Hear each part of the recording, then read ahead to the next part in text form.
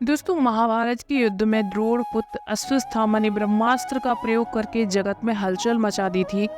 दोस्तों, कौरवों की ओर से लड़ रहे द्रोण, भीष्म, अश्वत्थामा और जयद्रथ को मारना तो लगभग नामुमकिन था, परंतु भगवान श्री कृष्ण जिसके साथ हो उसके साथ सब कुछ संभव हो सकता है। दोस्तों, कुरुक्षेत्र के युद्ध के अंत के बाद द्रोण पुत्र अश्वत्थामा ने जो अस्त्र छोड़ा वो काफी ज्यादा भयंकर। आओ दोस्तों, जानते हैं आज की वीडियो में कि आखिर क्यों और किस तरह ये अस्त्र छोड़ा गया।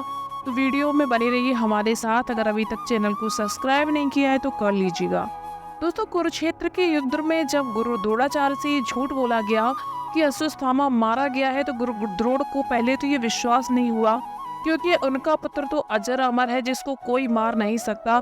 तब उन्होंने युधिष्ठिर से इसकी पुष्टि करनी चाहिए।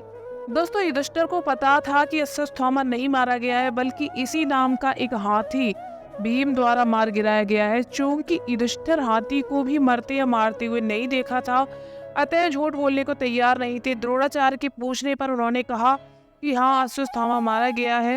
युधिष्ठिर के इतना कहने पर श्री कृष्ण अपना शंख बजा देते हैं, जिसके शोर में द्रोणाचार्य युधिष्ठिर द्वारा कही गई आगे की बात नहीं सुन पाते हैं। परंतु वह हाथी था या और कोई, ये मैं नहीं जानता। दोस्तों, गुरु द्रोणाचार्य आखिरी शब्द हाथी नहीं सुन पाए और उन्होंने समझा कि मेरा पुत्र मारा गया।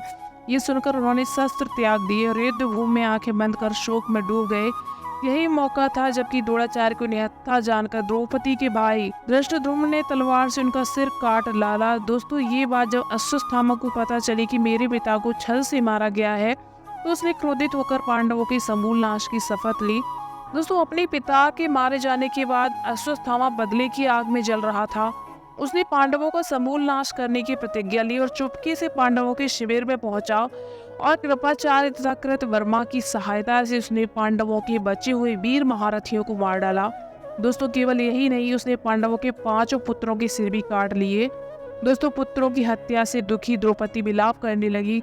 उसने पांडवों से कहा कि जिस मणि के कारण वे अजर और अमर है, उस मणि को उसके मस्तक पर से उतार लो। दोस्तों, अर्जुन ने जब ये भयंकर दृश्य देखा तो उसका भी दिल दहल गया। उसने अश्वत्थामा के सिर को काटने की प्रतिज्ञा ली। दोस्तों, अर्जुन की प्रतिज्ञा सुनकर अश्वत्थामा वहां से भाग निकला। भीम को जब ये पता चला तो वह अश्वत्थामा को मारने के लिए उसे ढूंढने निकल पड़े।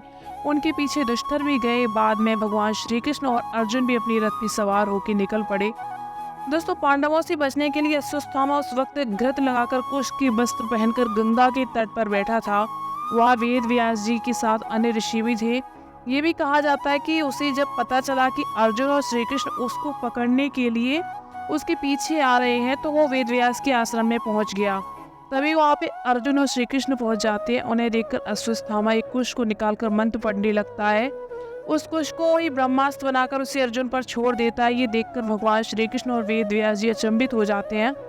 तब तत्क्षण श्री कृष्ण के कहने पर अर्जुन भी ब्रह्मास्त्र का प्रयोग करता है। वेद व्यास जी घबरा जाते हैं और अपने बल से दोनों को ब्रह्मास्त्र को बीच में ही रोककर कहते हैं कि अपने अपने ब्रह्मास्त्र को वापस लो, अन्यथा विनाश हो जाएगा। अर्जुन तो अपना ब्रह्मास्त्र वापस ले लेते हैं, परंतु अश्वत्थामा कहता है कि मैं तो ऐसा करने में असमर्थ हूँ।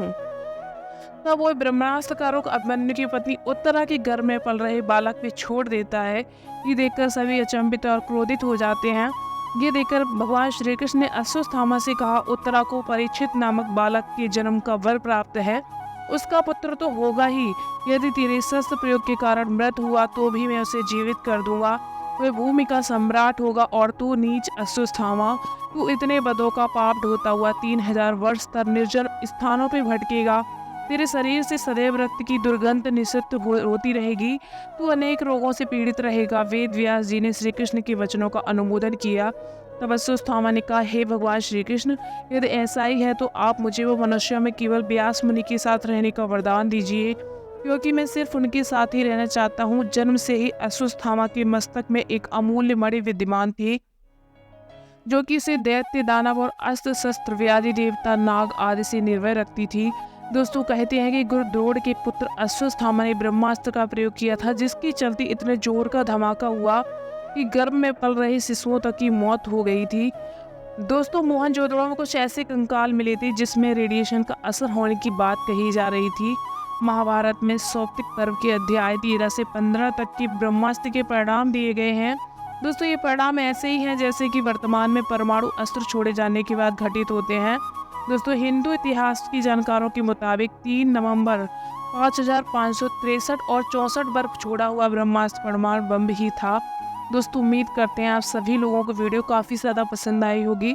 अगर वीडियो पसंद आई है तो चैनल पे हमारे साथ बने रहिए, लाइक करिए और दोस्तों कमेंट करके अपनी राय ज़रूर दिया करिए। Thanks for watching.